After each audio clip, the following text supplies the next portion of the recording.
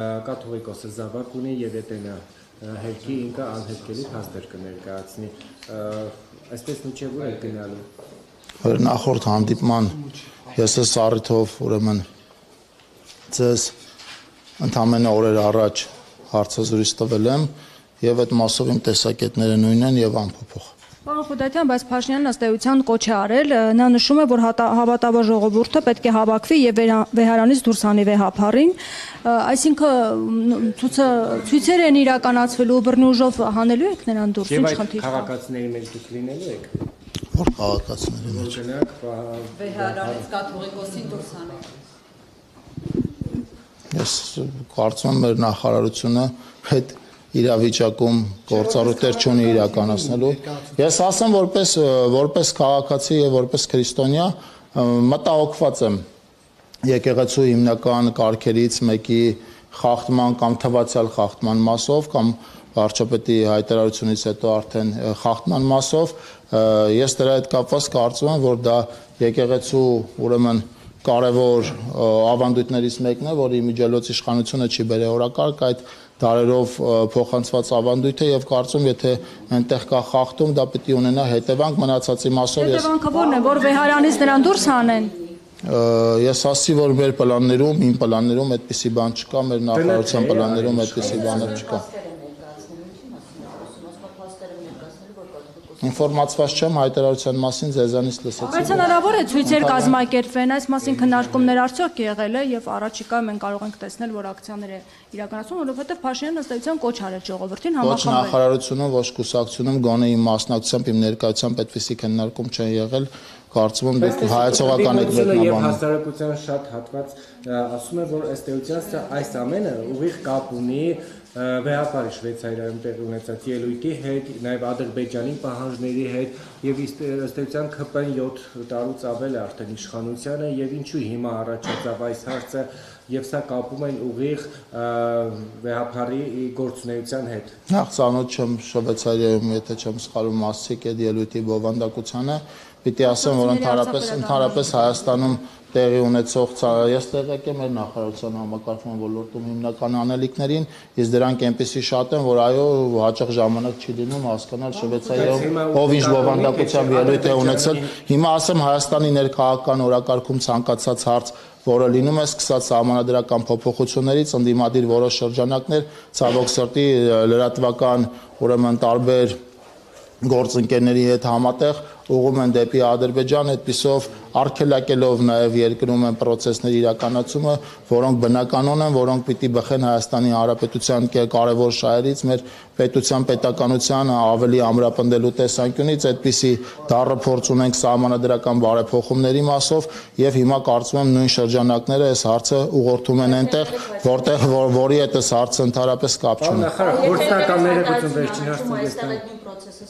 այսքան այս ամենը զուգատիպությունն է, ամեն անգամ այնտեղից ինչ-որ մի պահանջ ինչ։ Ես ասացի արդեն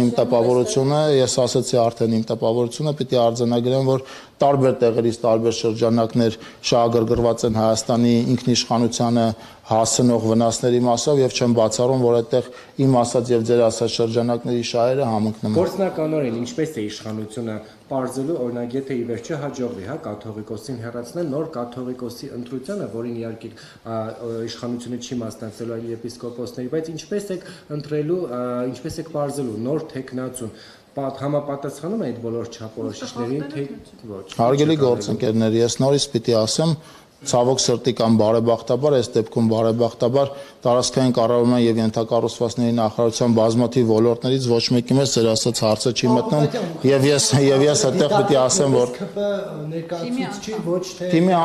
շատ լավ, թիմի անդամի մասով ասացի նաեւ, որ կուսակցությունում իմ ներկայությամբ առնվազն այդպիսի քննարկումներ չեն եղել։ Ինչպես եք բարձելու, որ օրինակ X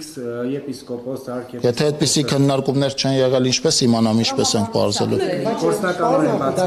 Տպավորություն է, որ Նիկոլ Փաշինյանն որոշ քպականներ ուղիղ 10 օր առաջ են քրիստոնեություն ընդունել եւ դարձել հայ առաքելական եկեղեցու հետևորդ ինչու է նման տպավորություն արվում, որովհետեւ ստատուսներ են գնում այ մենք մտահոգված ենք մեր եկեղեցու այս հարցերով, ինչու հենց 10 օր առաջ էլի որոշեցին,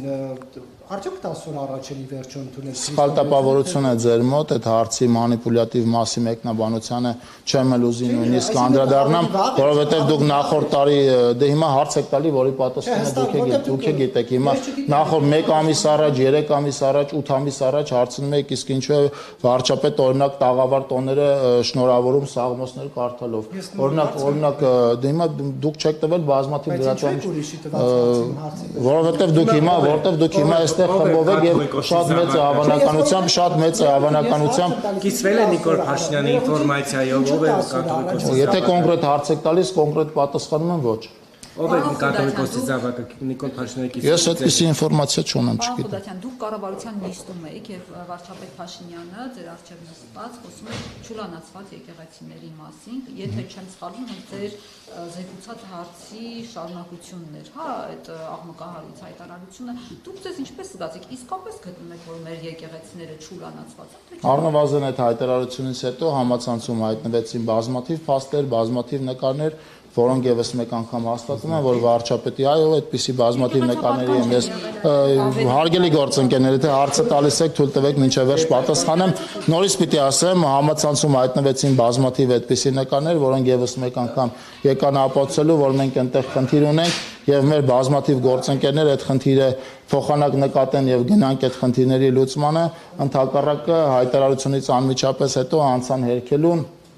ինչպես իհարկե սովորաբար լինում է, մենք այդ ձեռագրին սովորենք, արդեն չենք էլ ուզում մեղադրել եւ այդ մասով բովանդակային քննարկման մեջ չենք էլ ուզում մտնել, ընդհանուր առմամբ պատկերը այդ է։ Դուք կարծում եք, որ վարչապետը իր վարչապետի լիազորություններից բխող բոլոր պարտականությունները դնի մի կողմ, զբաղվի եկեղեցու հարցով, իսկապես գտնում եք, որ սա այդ ամենակարևոր հարցն է, որ նա հիմա պիտի զբաղվի։ Շատ լավ, հանրապետության վարչապետը իր բազմաթիվ հրապարակումներում ասել է, որ սա այս հարցը հետաքրքիր է եւ նաեւ ես եմ ասել մի քանի անգամ եւ մեր այլ գործընկերներ, որ այս հարցը մեզ հուզում է եւ այս հարցը մեզ ուրեմն անդրադառնում է այնքանով, որ մենք հայ քրիստոնյաներ ենք, ովքեր հայ առաքելական եկեղեցու հետևորդներ են եւ որպես քրիստոնյա եւ որպես հայ առաքելական եկեղեցու հետևորդներ, այո մենք կարող ենք բարձրաձայնել այս հարցը եւ նաեւ բարձրաձայնում ենք այդ հարցը։ Մտավախություն չունեք, որ ֆուտբոլն է ձեզ համար հետաքրքիր, որ ոնց որ Ռեալ Մադրիդի բանն եք, երկրպագուներից եք, դա էլ է ձեզ համար հետաքրքիր զոնա։ Ուրեմն դուք պիտի մտնեք այդ թիմի քաղաքականության մեջ։ Նախ ասեմ, որ ինձ ամենաշատը հետաքրքիր է Հայաստանի ազգային հավաքականը եւ այս Հայաստանի ազգային հավաքականի երկրպագու եմ, ուզում լրատվամիջոցների համար մի գաղտնիք էլ բացեմ, նաեւ Հայաստանի ֆուտբոլի ֆեդերացիայի շահառուների կոմիտեի անդամ եմ եւ այնտեղի գործառույթներով այո կարող եմ միջամտել նաեւ Հայաստանի ֆուտբոլի ֆեդերացիայի այս կամ այն աշխատանքին կամ Հայաստանի ազգային հավաքականի գնահատական, հիմա գնահատական կտակ չէ շահառուների կոմիտեն Շահառուների կոմիտեն իրականում այդպիսի գործառույթ չունի, բայց դրանք էլ գնահատականների հարց են, մեկի համար ինչ-որ բան լավ է, մյուսի համար ինչ-որ բան վատ է, այնուամենայնիվ հայկական ֆուտբոլում իմ համար դրական բազմաթիվ բաներ կան, բայց խնդիրներ կան նաև ազգային հավաքականի խաղի հետ կապված եւ կարծում եմ այստեղ պետք է աշխատանք տանենք բոլորով, որպեսզի որոշակի իրավիճակ կարողանանք դրական ապահովել։ Իմիջիալոց այսօր երեկոյան ազգային հավաքականը խաղում է, բոլորիդ կոչ եմ անում երկրպագել հավաքականին դրական արդյունքի ակնկալիքով։ Արդյոք իշխանությանը անհանգստացնում է այն, որ հարցումների տվյալներով եկեղեցու վարկանիշն ավելի բարձր է 71% եւ ԿՊԻ-ը ճիշտ հակառակ թվերի դասավորությունն է 17% եւ դրա համար այս արշավը սկսվել է եկեղեցու նկատմամբ։ Եկեղեցու նկատմամբ արշավ չի իրականացնում իշխանությունը, եւս մեկ անգամ ասում եմ,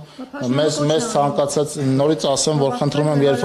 երբ որ ինձ հարց են տալիս, ես պիտի հարցին պատասխանեմ, այլապես կսկսեմ հարցերին չպատասխանել։ Եկեղեցու հետ կապված չգիտեմ ինչպիսի հարցումներ կան, մենք եկեղեցուն, քանի եկեղեցին ուրեմն չի ասել, որ ինքը կուսակցությունով է հանդես գալու առաջիկա քաղաքական 2026 թվականի քաղաքական ընտրություններում, իրենք մեզ քաղաքական մրցակիցներ չեն, չնայած եկեղեցու որոշ բարձրաստիճան հոգևորականներ վերջին ընթացքում զբաղվել են քաղաքականությամբ, ցավոք սրտի դա էլի բազմաթիվ լրատվամիջոցներ